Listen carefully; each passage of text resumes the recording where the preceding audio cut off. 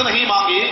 اور آنے والا ایک مصرع اور سماعت فرمائے کہ پھولوں کو گلزار بنانا پڑتا، پھولوں کو گلزار بنانا پڑتا ہے، خوشبو کی بارش میں نہانا پڑتا ہے، اور مفت میں جنت ہاتھ نہیں آنے والی، اپنے ماں کے پاؤں دبانا پڑتا ہے. مفت میں ہاتھ جنت نہیں آنے والی، اپنی ماں کے پاؤں دبانا پڑتا ہے. حضرات، یہ تھے جناب محمد عمران اور امتیاز صاحب جو اپنے بہترین کلام سے آپ سامعین کے دلوں کو منور و مجلہ فرما رہے تھے. اب میں نظم سے نثر کی طرف لے چلتا ہوں آپ کو، جس کے لیے پیر طریقت رہبر شریعت حضرت اللہ مولانا سید محمد نور میاں صاحب القادری الجیلانی حضرت کی بارگاہ میں نہایت ہی ادب سے عرض ہے کہ حضور اپنے خطاب نایاب سے ہم سامعین کے مرجائے ہوئے قلوب کو منور و مجلہ فرمائے. حضرات یاد رہیں، یہ آل رسول ہے، آل رسول ہیں، جنت کے پھول ہیں، ہم ان کی کیا تعریف کر سکتے ہیں. اعلیٰ حضرت خود فرماتے ہیں، اے رضا کیا بات ہے رضا اس چمنستان کرم کی، کیا بات ہے رضا اس چمنستان کرم کی، زہرا ہے کلی جس میں حسن اور حسین پھول ہے. یہ اسی باغ فاطمی کے مہکتے پھول ہیں. آپ حضرت کے چہرے کا دیدار کیجیے. میں حضرت کو اعلیٰ حضرت کے اس مصرے سے دعوت سخن دیتا ہوں کہ تیری نسل پاک میں ہے بچہ بچہ نور کا، تیری نسل پاک میں ہے بچہ بچہ نور کا، تو ہے عین نور، تیرا سب گھرانہ نور کا. آئیے حضرت کا استقبال نعرہ تکبیر و رسالت سے کرے. نعرہ تکبیر، نعرہ رسالت، علماء اہل سنت، شہزادہ غوث اعظم، نعرہ تکبیر، نعرہ رسالت.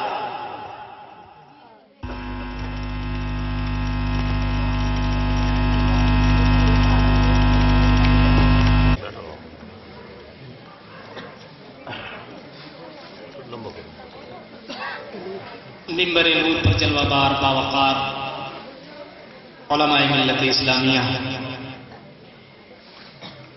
خصوصیت کے ساتھ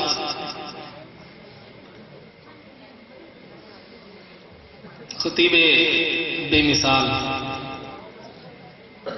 خلیفہ حضور تاج العلماء مولانا محمد اسحاق صاحب اور ہمارے ناظم جلسہ مولانا محمد عمر صاحب اور آپ کے پڑوسی اور راجستھان کے انتہائی مشہور معروف نعت خواں امتیاز علی اور عمران علی صاحب اور تمام باوقار علماء ملت اسلامیہ، غلامان امام حسین، ہماری اسلامی مائیں بہنیں، السلام علیکم ورحمۃ اللہ وبرکاتہ. الحمدللہ الحمدللہ نحمده ونستعینه ونستغفره ونؤمن به ونتوکل علیہ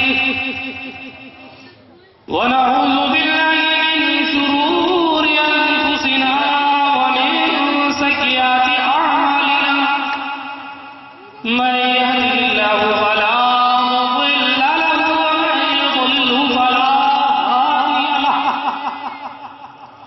ونشهد ان لا اله الا الله وحده لا شريك له، ونشهد ان محمدا عبده ورسوله.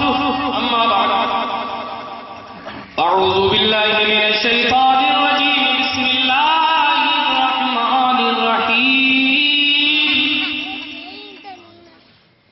يا أيها الذين آمنوا اتقوا الله وكونوا مع الصادقين.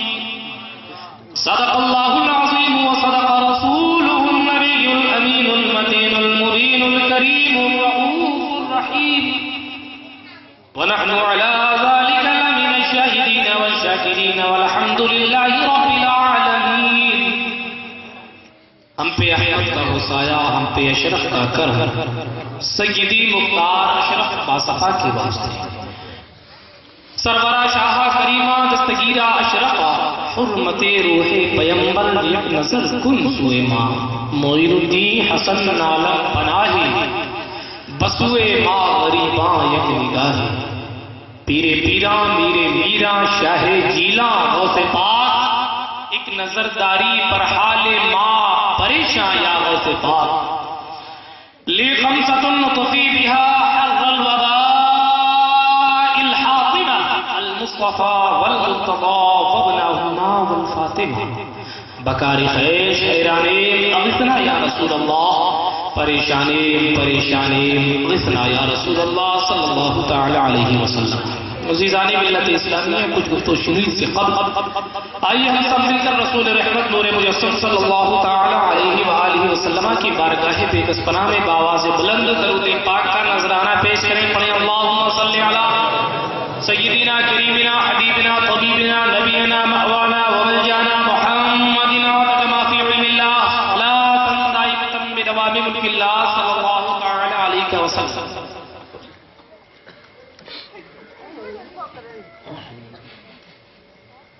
آج اس عظیم الشان محفل کا انعقاد ایک اللہ کے مقدس ولی اور اللہ کے نیک بندے کی تقریب عرس میں اور ان کا ذکر کرنے کے لیے اس جلسے کا انعقاد کیا. اب چونکہ انٹرنیشنل خطیب جو آل انڈیا ہی نہیں الحمدللہ پوری دنیا کے تقریباً 25 یا 26 ملکوں میں اپنی خطابت کا ڈنکا بجا چکے ہیں. 26 ملکوں کا ویزا ہمیشہ جیب میں رکھا رہتا ہے. یعنی شہزادہ غازی ملت نبیرہ محدث اعظم ہند کرامت حضور سرکار کلام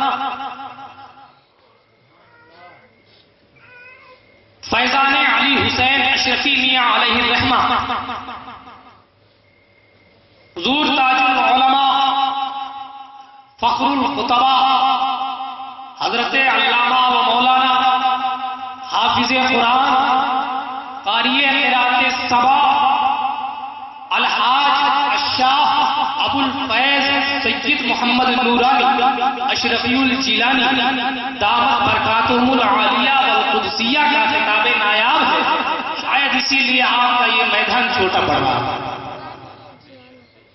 کیونکہ اتنی پبلک چہرہ دیکھنے کے لیے آتی ہے. خطاب سننا تو بڑی بات ہے. اور میں تو بارہا اپنی تقریر میں یہ کہا کرتا ہوں کہ جب غوث اعظم کی 27ویں پشت کا چہرہ اتنا چمکدار ہے سرکار غوث اعظم کی نورانیت کا حال ہے. اہل سنیت اس بات پر ناز کریں کہ ہم حق ہیں. اس لیے کہ اگر ہم حق پہ نہ ہو 24-36 میں پڑے رہتے تو غوث اعظم کی ان اولاد کا سہارا ہم تک نہ پہنچا بلکہ جو فرقہ حق ہوتا اس کے ساتھ پتہ کیا چلا جب غوث اعظم اپنی اولاد کے ذریعے ہم تک پیغام پہنچا رہے ہیں. اس بات کی کلی دلیل ہے کہ اہل سنت ہی حق اور صاف دلیل حدیث پاک کی. اللہ کے نبی نے فرمایا تھا 1500 سال پہلے کہ سنو قرآن اور اہل بیت کو تھامے رکھو. لن تضلوا علماء بیٹھے ہیں نفی تاکید بالن ہے یعنی اس کا ترجمہ ہرگز گمراہ ہو ہی نہیں سکتے. قرآن کو تھامے رہو اور میری اولاد کو تھامے رہو. آج فرقہ باطلہ کو دیکھو دیوبندیوں کو سادات کا ادب نہیں معلوم. اہل حدیث تو نبی ہی کی تعظیم نہیں کرتے تو سید کی تعظیم کیا کریں گے. اسی لیے گمراہ ہوتے چلے جا رہے اور ہم الحمدللہ علیہ رسول کی تعظیم والے ہیں ان کا ادب والے ہیں. اسی لیے سینہ ٹھوک کر کہتے ہیں کہ ان کی نسبت کا تاج رکھتے ہیں. ان کی نسبت کا تاج رکھتے ہیں. ہر مرض کا علاج رکھتے ہیں. ہر مرض کا علاج رکھتے ہیں. اور خوف کیوں ہو ہمیں یزیدیوں کا ہم حسینی مزاج رکھتے ہیں. نعرہ تکبیر نعرہ رسالت شہزادہ غوث اعظم نعرہ تکبیر نعرہ رسالت، فیضان اولیاء. سبحان اللہ سبحان اللہ. بہت خوب حضرت. شہدائے کربلا پر بیان تو انشاءاللہ آپ حضور تاج العلماء سے سماعت کریں گے، اسی لیے میں نے اس موضوع سے تھوڑا سا ہٹ کر جیسا چل رہا ہے ویسا چلے چھوڑ دیجیے. میں نے آیت کریمہ تلاوت کی ہے، اے ایمان والو اتقوا اللہ، اللہ سے ڈرو، کونوا مع الصادقین، سچوں کے ساتھ. اور آج انشاءاللہ الرحمن مفتی اعظم راجستھان کا علمی فیضان اور حضور تاج العلماء کی نظر کرم سے ایسی دلیل آپ کی خدمت میں پیش کر دوں گا. یہ جو جاہل جماعتی اعتراض کیا کرتے ہیں کہ اللہ کے ولی زندہ کیسے ہیں، ان پر تو موت طاری ہو گئی، ایسی دلیل دے دوں گا انشاءاللہ کہ ان کا دیوالہ نکل جائے گا. اور ایسی بولتی ہوئی کہ اگر قسم کھا کے بیٹھا ہے کہ نہیں سمجھوں گا تو بھی سمجھ میں آ جائے گا. ایمان والوں، بے ایمانوں سے خطاب نہیں ہے، ایمان والوں سے خطاب ہے. اتقوا اللہ، اللہ سے ڈرو، وکونوا مع الصادقین، سچوں کے ساتھ ہو جاؤ. مولا یہ سچے کون ہیں اور جن کے ساتھ ہونے کا حکم رب نے صادر فرمایا ہے قرآن. تو مفسرین اور قرآن کی دوسری آیت کریمہ سے یہ پتہ چل جائے گا کہ وہ اللہ کے نیک بندے ہیں جن کی معیت اور جن کا ساتھ اپنے ساتھ رکھنے کے لیے رب نے حکم فرمایا ہے، جنہیں ہم غوث اعظم کے نام سے یاد کرتے ہیں، جنہیں غریب نواز کے نام سے یاد کرتے ہیں، جنہیں مخدوم سمنا کے نام سے یاد کرتے ہیں. غرض کی اولیاء کرام، تابعین کرام، تبع تابعین کرام، شہداء کرام اور اصحاب کرام، یہ وہ ہستیاں ہیں جن کے ساتھ رہنے کے لیے رب نے حکم فرمایا. اسی لیے تو اللہ کے نبی فرماتے ہیں نا، من زار عالما فکأنما زارنی، جس نے عالم باعمل کی زیارت کی گویا کہ اس نے میری زیارت کی. من صافح عالما فکأنما صافحنی، جس نے عالم سے مصافحہ کیا گویا اس نے مجھ سے مصافحہ کیا. اور اتنا ہی نہیں، آگے فرماتے ہیں من جالس عالما فکأنما جالسنی، جو عالم باعمل کے ساتھ دنیا میں بیٹھا گویا میرے ساتھ بیٹھا، اور جو دنیا میں میرے ساتھ بیٹھ گیا اللہ رب العزت جنت میں بھی میرے ساتھ رکھے. سبحان اللہ سبحان اللہ. بہت خوب بہت خوب. سچے لوگوں کے ساتھ ہو جاؤ. قرآن مقدس کی بہت ہی مشہور و معروف آیت، الا ان اولیاء اللہ لا خوف علیہم ولا هم یحزنون، یہ اللہ کے ولی ہیں، خبردار بے شک ان کو کوئی خوف اور نہ یہ غم کرتے. قرآن نے یہ نہیں کہا کہ ان پر تکلیف نہیں ہے، ان کو رنج و غم محسوس نہیں ہوگا. ان کے سامنے تکلیف آتی ہے لیکن خدا کی قسم مصطفیٰ کے عشق میں سرشار ہو رب قدیر کی عبادت میں ڈوب گئے، وہ اس مشکل کا سامنا کرتے ہیں کہ پتہ ہی نہیں چلتا مشکل آئی اور چلی گئی. مشکل تو آتی ہے مگر جو رب سے ڈرے اسے سب سے ڈرنے کی ضرورت نہیں. واقعہ آپ نے ویسے کرنے کا سنا ہوگا، بھیڑیا بکریوں کی حفاظت کیا کرتا تھا. کسی نے پوچھ لیا سرکار بھیڑیے کا کام تو ہے حملہ کرنا، یہ بکری کی حفاظت کر رہا ہے. کہاں سوچ، جب میں خدا سے ڈرنے لگا تو یہ بھیڑیا مجھ سے ڈرنے لگا. جنگلی جانور حدیث پاک مشکاہ شریف کی الحمدللہ میں جو بولتا ہوں اس کے ایک ایک حرف کی ذمہ داری لیتا ہوں. مشکاہ شریف کی حدیث پاک حضرت سفینہ صحابی رسول جنگل میں راستہ بڑھے. اب راستہ ایسا بھٹکے، پیچھے کافروں کا لشکر ہے، سامنے جنگل ہے، اور جنگل ایسا خطرناک ہے کہ بڑے بڑے جنگلی جانور اس میں رہتے ہیں. تھوڑا سا جنگل میں داخل ہوئے، جنگل کا راجا استقبال کرنے کے لیے آ گیا. شیر آ گیا.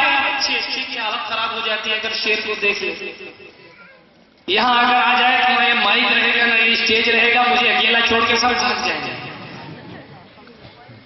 لیکن خدا کی قسم، جس کو نبی کی غلامی پر ناز ہوتا ہے نا، اسے کسی شیر اور کسی چیتے کی فکر نہیں ہوا. ایک لمحے کے لیے تو ڈرے لیکن اپنی غلامی پر فخر کرتے ہوئے مشکاۃ شریف کی حدیث پاک کے الفاظ ہے قال سفینہ انا مولا رسول اللہ، اے شیر میں اللہ کے نبی کا آزاد کردہ غلام ہوں، اتنا کہنا تھا. حدیث کے الفاظ شاہد ہے، آج بھی مشکاۃ شریف گواہی دیتی ہے. یہ قسم وحدہ لا شریک کی، مصطفیٰ کی نعلین کی عزت کی قسم، وہ شیر تم ہلاتا ہوا آگے آگے چل رہا تھا، نبی کا غلام پیچھے پیچھے چل رہا تھا. سبحان اللہ سبحان اللہ. نعرہ تکبیر، نعرہ رسالت، علماء اہل سنت جیسے شہید اعظم. سبحان اللہ سبحان اللہ. ایسے لوگوں کو کیا خوف ہوگا جن کی بارگاہ میں شیر اپنی جبین عقیدت کو خم کرتے ہیں. خیر سوال یہ پیدا ہوتا ہے، یہ اللہ والے اولیاء یعنی اللہ کے قریبی دوست، ولی کا معنی بہت آتا ہے لیکن بہت مشہور معنی ہے قریبی. آپ نے دیکھا ہوگا کہ جب نکاح پڑھانے کے لیے قاضی صاحب جاتے ہیں تو لڑکی کے ولی کو تلاش کرتے ہیں. وہ اللہ کا ولی نہیں مراد ہے، لڑکی کا قریبی رشتہ دار، یعنی باپ ہے تو باپ سامنے آئے، باپ کا انتقال ہو گیا ہے تو بڑا بھائی سامنے آئے، وہ بھی نہیں ہے تو چچا سامنے آئے، یعنی قریبی رشتہ دار قریب آئے. وہ قاضی صاحب وہاں ولی کو تلاش کرتے ہیں. جنازہ پڑھانے کے لیے امام صاحب جب آگے بڑھتے ہیں تو پوچھتے ہیں بھائی ولی کون ہے، اجازت ہے؟ پوچھا جاتا ہے کہ نہیں پوچھا جاتا؟ اچھا بات میری سمجھ میں نہیں آتی کہ ان وہابیوں سے پوچھئے گا. ایک عام مسئلہ ہے، ایک صاحب بہت ہی اچھے انداز میں جمعے کے دن غسل کر کے آئے، وضو کر کے آئے اور امام صاحب کے برابر میں آ کر نماز پڑھنے لگے. جماعت ہو رہی ہے، امام صاحب کے برابر آ کر کھڑے ہوئے. امام صاحب نے سلام دیا اور کہا بھائی صاحب آپ کی نماز نہیں ہوئی.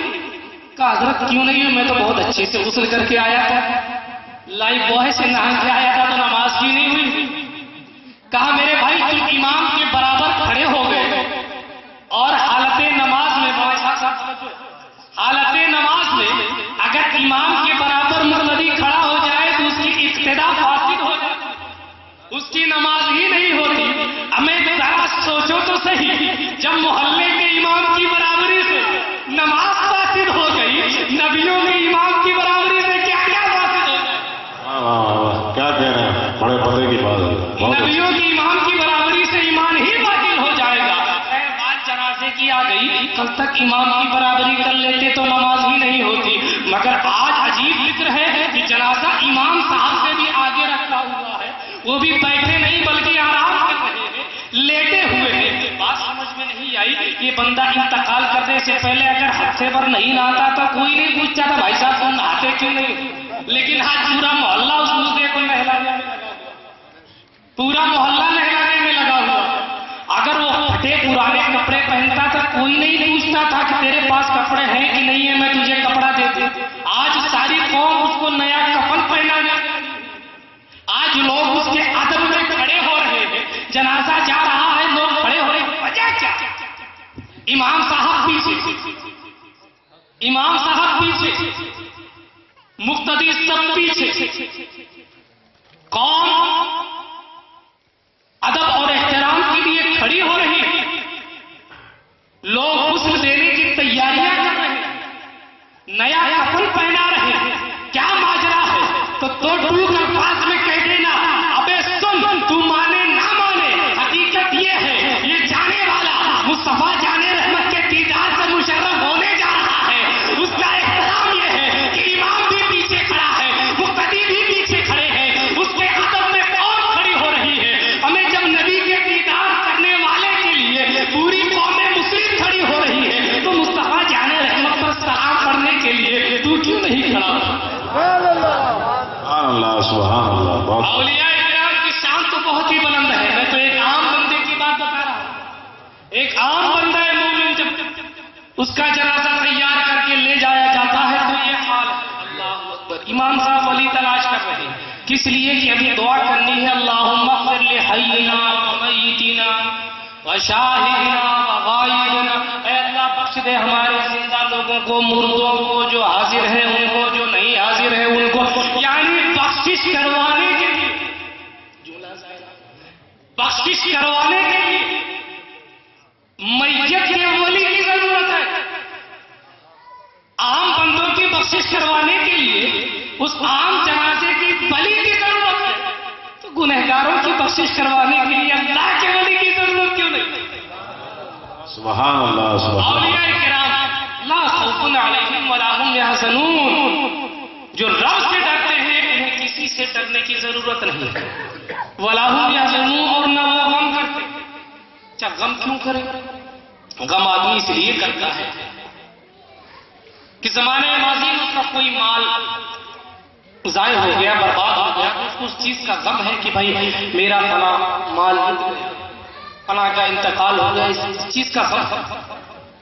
لیکن اللہ والے صرف اللہ کی سزا بلند کر کے اپنی زندگی کو ایسا گزارتے ہیں کہ انہیں کسی چیز کا غم ہی نہیں۔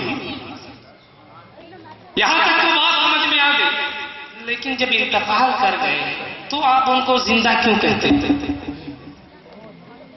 غوث اعظم کو پردہ فرمائے 800 سال ہو گئے، آج بھی سنی ان کو زندہ کر رہے ہیں۔ غریب نواز کو سینکڑوں سال گزر گئے، آج بھی یا غریب نواز یا خواجہ کہہ رہے ہیں۔ مخدوم سمنا نہ جانے کتنے برس پہلے تشریف لے کر چلے گئے، پھر بھی انہیں زندہ مان رہے۔ حضور سرکار کلا کو زندہ مان رہے۔ نظام الدین محبوب الہی دنیا سے پردہ فرما گئے، پھر بھی زندہ۔ قطب الدین بختیار کاکی اس دنیا سے چلے گئے، پھر بھی زندہ۔ حضرت وارث کیا اس دنیا فانی سے کوچ کر گئے، پھر بھی تمہارے نزدیک زندہ۔ شاہ علی حسین اشرفی میاں اس دنیا سے چلے گئے، پھر بھی زندہ کر گئے۔ مجدد اہل سنت امام احمد رضا اس دنیا سے چلے گئے، پھر بھی زندہ۔ ماجرا کیا ہے؟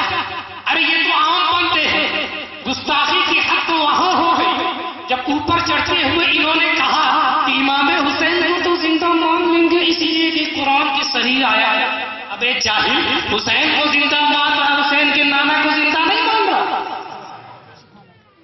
حسین کو زندہ مان، حسین امتی ہو کر زندہ ہے، اور نانا نبی ہو کر ماشاءاللہ زندہ نہیں۔ ابے عقل کے اندو، اب بھی وقت ہے، توبہ کر لو، مصطفیٰ کی غلامی میں داخل ہو۔ گستاخیوں کی حد ہوتی ہے۔ ابو بکر صدیق معاذ اللہ مردہ، عمر فاروق مردہ، عثمان غنی مردہ، علی حسنین مردہ، اور انتہا وہاں ہو گئی جب اللہ کے نبی مصطفیٰ جان رحمت کی بارگاہ میں کہتی ہے کہ معاذ اللہ یہ بھی مر کے مٹی میں مل گئے۔ جبکہ صحیح حدیث میں نے کل بھی سنائی تھی، ابن ماجہ کی ہے، دارمی، مشکات، نسائی، ابن ماجہ اور ابو داؤد، 5 کتب حدیث صریح روایت موجود ہے۔ اللہ کے نبی ارشاد فرماتے ہیں ان اللہ حرم علی الارض ان تأکل اجساد الانبیاء، اللہ نے حرام فرما دیا زمین پر کہ نبیوں کے جسموں کو کھائے۔ 5 کتب حدیث میں یہ حدیث موجود ہے، نبیوں کے جسموں کو کھانا، روح ہی نہیں، جسموں کو کھانا زمین پر حرام ہے۔ ہمیں وہ زمین جس کو اگر مصطفیٰ حکم دے کہ اے زمین سراغا کو پکڑ لے، تو زمین اتنی فرما بردار ہے کہ فوراً پکڑ لیتی، پھر حکم صادر ہو سراغا کو چھوڑ دے، وہ زمین سراغا کو چھوڑ دیتی ہے۔ جب مصطفیٰ کے حکم کا عالم یہ ہے تو رب کعبہ کے حکم کا عالم کیا ہوگا؟ رب نے فرمایا زمین نبیوں کے جسموں کو نہ کھانا۔ اللہ اکبر، مگر افسوس کے ساتھ لوگوں نے یہ کہنا، نعرہ رسالت سازادہ حضور غازی ملت حضور تاج العلماء، نعرہ تکبیر، نعرہ رسالت، نعرہ تکبیر، نعرہ رسالت، اشرفی دولہ، نعرہ تکبیر، نعرہ رسالت، علماء اہل سنت، حضور تاج العلماء، سازادہ غوث اعظم، اشرفی دولہ، نعرہ تکبیر، نعرہ رسالت، سازادہ حضور غازی ملت۔ سبحان اللہ، سبحان اللہ۔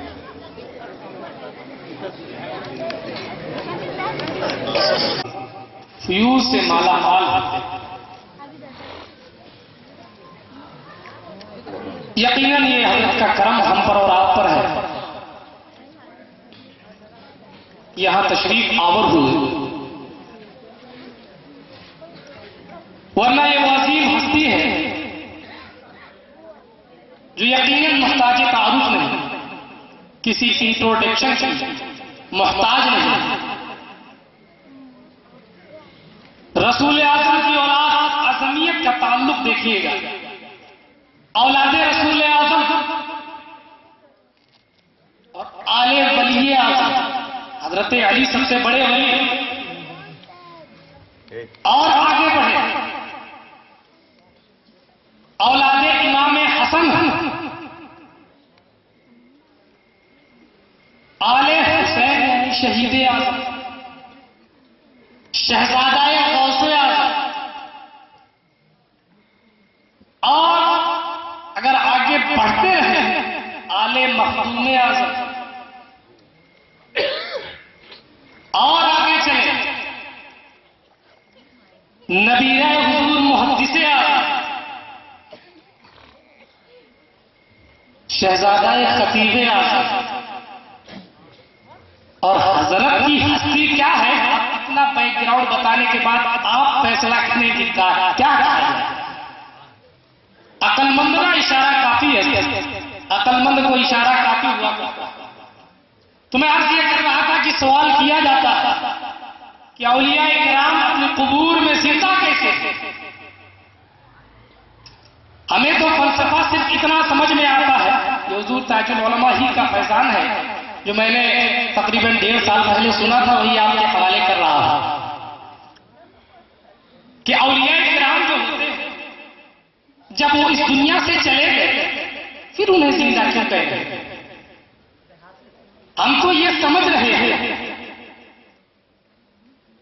کہ حضرت اسرائیل آئے، روح نکالی، بندہ مردہ ہو گیا، لیکن بات سمجھ میں اس وقت نہیں آئی جب قرآن مقدس میں رب نے اعلان فرما دیا وَلَا تَقُولُوا لِمَنْ يُقْتَلُ فِي سَبِيلِ اللَّهِ أَمْوَاتٌ بَلْ أَحْيَاءٌ، جو اللہ کی راہ میں قتل کیے گئے ہیں انہیں مردہ نہ کہو بلکہ وہ زندہ۔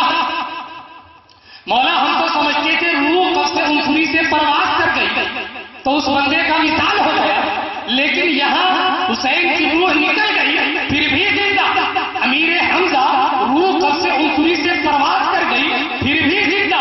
بات سمجھ میں نہیں آ رہی ہے، اتنے سارے شہدائے کربلا ہیں، سب کو قرآن زندہ کہہ رہا ہے، شہدائے احد قرآن فرما رہا ہے زندہ، میدان بدر میں جو لوگ شہید ہوئے سب کے بارے میں قرآن نے زندہ، کہ وہ اللہ کی راہ میں قتل کیے گئے، اللہ کی راہ میں قتل کیے گئے مردہ نہ کہو بلکہ وہ زندہ ہے۔ مولا ہم تو فلسفہ یہی جانتے تھے اگر اسرائیل آ جائے روح نکل جائے آدمی مردہ ہو جاتا ہے، مگر قرآن کی نص صریح ہے نہیں، یہ قاعدہ کلیہ نہیں ہے، یہاں آ کر قاعدہ ٹوٹ گیا، اس لیے کہ اللہ کی بارگاہ میں جو اپنے سر کو کٹا دے وہ اللہ کی بارگاہ میں اگر اپنی جوانی کو لٹا دے تو رب قدیر انہیں زندگی عطا فرما دیتا ہے۔ بات سمجھ میں نہیں آئی، اللہ رب العزت فرماتا ہے والذین ہاجروا فی سبیل اللہ ثم قتلوا او ماتوا لیرزقنہم اللہ رزقا حسنا، جو لوگ ہجرت کر لیں اللہ کی راہ میں پھر شہید ہو جائے، انتقال کر جائے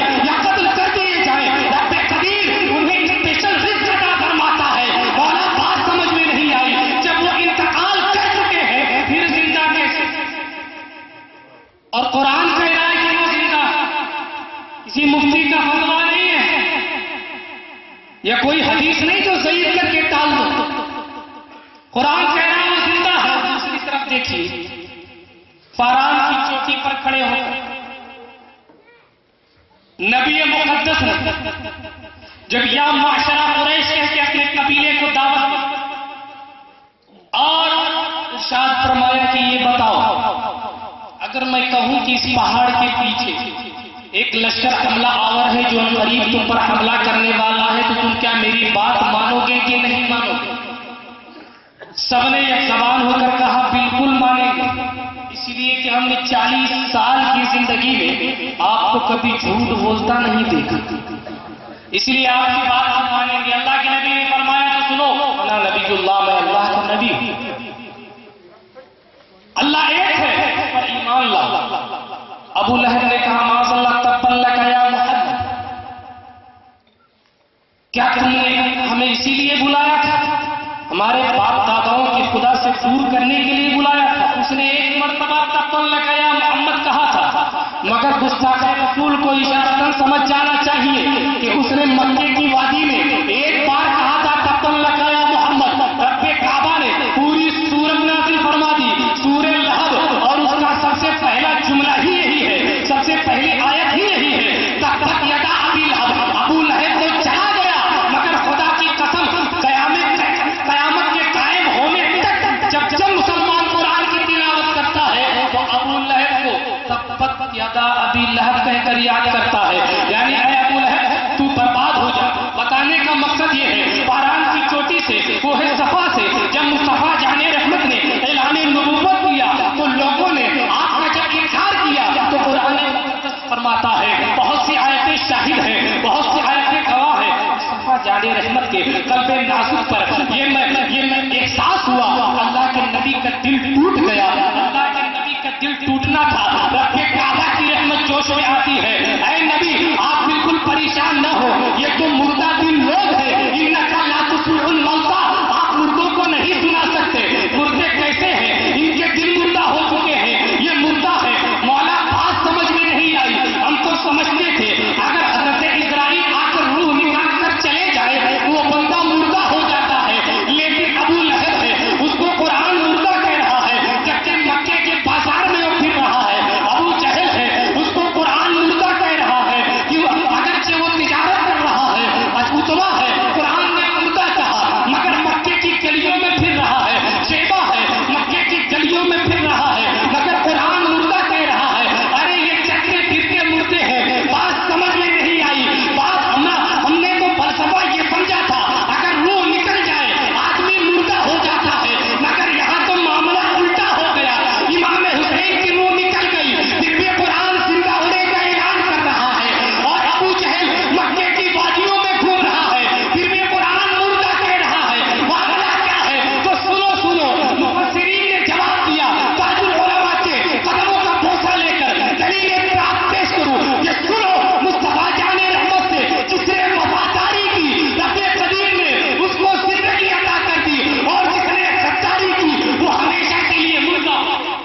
سبحان اللہ، نعرہ تکبیر، نعرہ رسالت، حضور تاج العلماء سجادہ حضور غازی ملہ، نعرہ تکبیر، نعرہ رسالت، سبحان اللہ۔ جو لوگ کہتے ہیں کہ اللہ والے انتقال کر گئے، مر کے مٹی میں مل گئے، ان سے کہہ دینا ہمیں جب امام حسین نہیں مرے اس لیے کہ مصطفیٰ جان رحمت نے وفاداری کی، پتہ چلا حسین نے وفاداری کی، حسین اپنی قبر میں زندہ ہے، حسن نے وفاداری کی وہ اپنی قبر میں زندہ ہے، ابو بکر نے وفاداری کی وہ صداقت کے تاجدار بن کے آج بھی مصطفیٰ کے قریب زندہ ہے،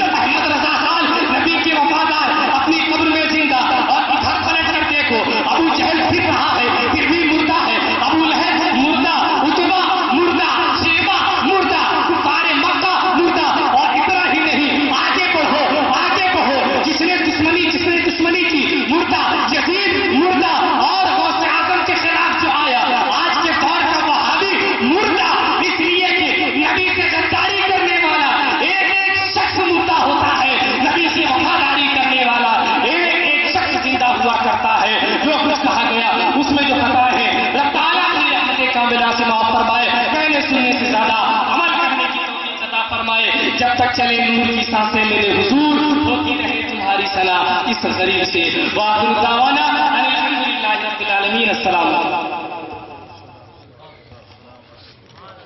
سبحان اللہ سبحان اللہ اللہ نے شیر سے پالا پڑ گیا اللہ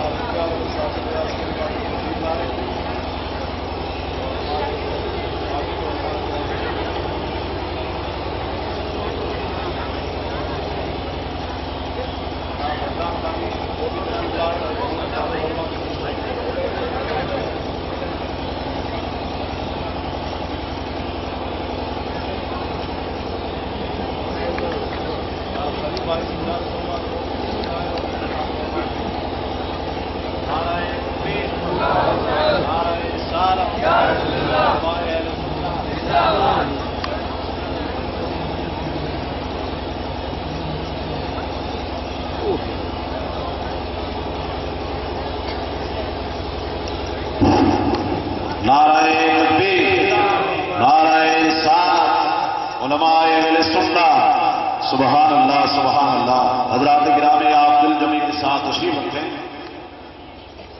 باقی علماء کرام کی آپ کو کوشش ہے آپ جس معائنات ہستی کا دیدار کر رہے ہیں واقعی آپ نے ایک شعر کو پہلے سنا یہ چھوٹے شعر جب چھوٹے شعر کا یہ عالم ہے تو بڑے شعر کا عالم کیا ہے اسی لیے تو مجھے بھی یہ کہنا پڑتا ہے کہ گستاخ نبی وہابی ریٹ رکھتا ہے گستاخ نبی وہابی ریٹ انہیں کے واسطے حضور قاضی ملت شعر رکھتا ہے گستاخ نبی وہابی ریٹ رکھتا ہے انہیں کے واسطے حضور قاضی ملت شعر رکھتا ہے ادھی جس سے بھی جو پوچھنا ہو پوچھ لو آج حضور تاج العلماء سے کیونکہ بڑے کچھو سا بھی ایک شریعت کا انٹرنیٹ رکھتا ہے جسے بھی جو پوچھنا ہو پوچھ لو حضور تاج العلماء سے کیونکہ کچھو سا بھی ایک شریعت کا انٹرنیٹ رکھتا ہے اور حضور کی دعائیں لیتے ہوئے میں ان کے حوالے ایک مشورہ کہنا چاہوں گا جن کا صبح صبح اگر منہ دیکھ لیا جائے وہ بھی نصیب نہیں ہوتی کہ آئے جب مشکل تمہیں تو ٹھہر جانا چاہیے آئے جب تمہیں مشکل تو ٹھہر جانا چاہیے پھر ان کا نام لے کے گزر جانا چاہیے آئے جو تمہیں مشکل تو ٹھہر جانا چاہیے پھر ان کا نام